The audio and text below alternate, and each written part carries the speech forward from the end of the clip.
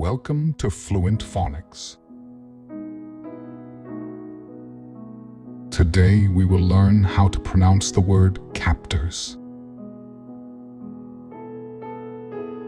Captors. Captors. Captors.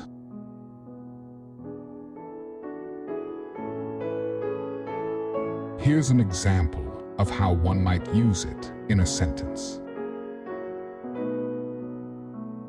The captors demanded a ransom for the safe return of the kidnapped child.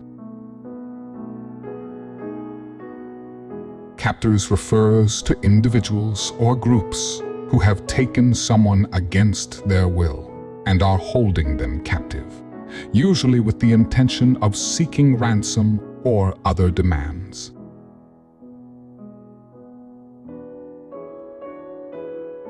Thank you for your time. If you enjoyed this, please like and subscribe for further content.